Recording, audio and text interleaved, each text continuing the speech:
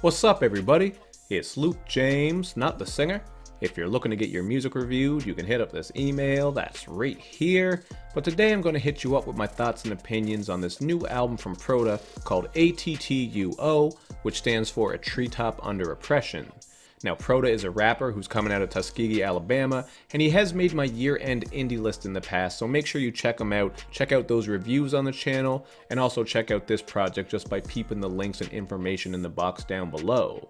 But when it comes to this project right here, you really are getting a very dark and gloomy, almost somber vibe throughout, as it does deal with a lot of very serious issues, including mental health and suicidal thoughts. Like on the opening track, Rooted Thoughts, this one has some very somber strings and keys as Prota paints a picture of a suicide attempt, and he also goes in about the struggles that Black Americans have faced when he spits. Was I dreaming for really thinking I could sprout?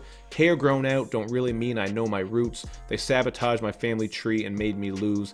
Fertilize my seed with weed, smoke, and booze. I just thought those were some very clever lines in regards to growth. Obviously, you're seeing the sort of plant and tree references there as well. You can look at the cover and see the way that he's laid out with his hair. Kind of looks like roots. Just a very cool idea, so I did pick up on that. So right from the start, you're getting hit with this song that lets you know you're in for some pretty thought-provoking stuff, including the struggle and annoyance of working a job you hate, just that minimum wage grind where you don't even like the people you're around. He gets into this on the song Vent Session. I really like the light 90s boom bap feel on the beat, so that was a track I enjoyed. And the album's title track has him speaking on the pressure that can build up from that combustible combination of just poverty, depression, and also substance abuse to go along with other mental health issues as well.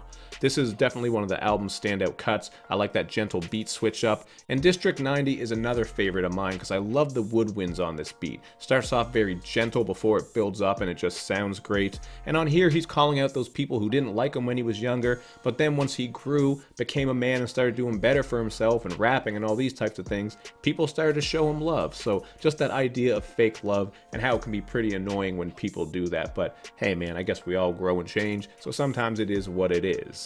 Now, you're also going to get some hood tales on here, like the minimalistic joint Black Seed. This one gets into the stress of struggles of growing up in the projects, also has a really nice boom bap beat on it, so it was another production choice that I enjoyed. And the string-laden Dead Homie really showcases Prota's vivid storytelling. Really like what he did on this one. There's even a little bit of an interlude that's being acted out, or a skit I should say, that ties into this track. Just very vivid when you're listening to him paint this picture. Usually when I talk about storytelling tracks, I don't like to give everything away because I feel like listening to it on your own is where you're going to get the most enjoyment. But basically he finds himself in a room with a bunch of thugs and hardened killers, and he's hearing some pretty crazy shit, just wondering if this is all real and how did he get in this position. So that was a song that definitely stood out, showed that he could do some storytelling. Really, he's just a very versatile artist, I would say. You're going to pick up on some great flows throughout, especially on Scrambled. This one is just an all-out banger where he is going the fuck off. I thought he snapped on that. And you will hear him doing a little bit of singing once in a while. Not going to say his vocals are great, because they're not. It certainly works with some of what he's doing here, but it's not like he's hitting high notes or anything like that. Just some of that hum singing, just light and easy. I did think it sounded good on Troubled though, because he is just kind of messing around on this track. Has a light jazzy feel to it, so it works and just switches up what's going on with the album. Another cool moment there. But what really kind of ruined this album for me, I don't want to say ruined it because it's still a really good album, but what kind of kept it from a higher score is that it certainly tapers off near the end, man. I feel like the last 3, maybe 4 tracks you could probably cut off. Not 4 because the 4th track from the back, I forget what it's called, it was actually pretty good. I think it was called Anvil. I'll correct myself if I'm wrong. If not, it's called Anvil, but the last 3 tracks I really didn't find were that great. Like Still Myself, this one does have some upbeat production, which was kind of a change of pace, but it also kind of reminded me of like something that Logic would make, so I don't know, I didn't really connect with that song. And Eighth Wonder and Bring Me Down, they just feel really weak and out of place when compared to some of the other tracks. Like, this album starts off pretty strong and it's really drawing you in with this vivid stuff that he's speaking on. The production really matches, just kind of dark and gloomy, but then some of these tracks on the end kind of feel like they were just pasted on, like they were out of place. Even Eighth Wonder kind of has mixing that's a little bit different. I don't know if that was like an older track, something he just chucked on there.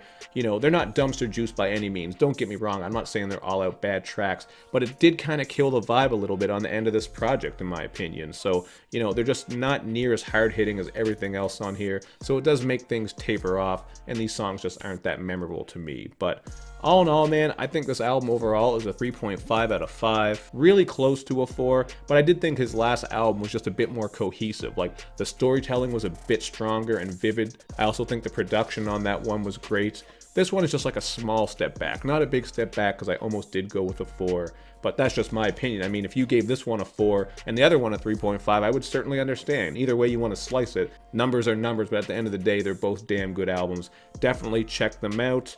And yeah, man, I'm pretty sure this is going to make my indie year-end list this year because, you know, so far I have a couple that are pretty damn good, and this is certainly up there with those. So hang tight for that. Check out Prota. He's got plenty of projects and other work, lots of stuff going on. Just check the links in the information box down below. And of course, make sure you do that good YouTube and social media stuff where you show me love and you show me lots of it. Thank you for watching, everybody. I will see you next time. God damn it. Almost made it through the whole video without hitting my mic. But I fucked up. But I'm still going to see you next time. So it is what it is. See ya.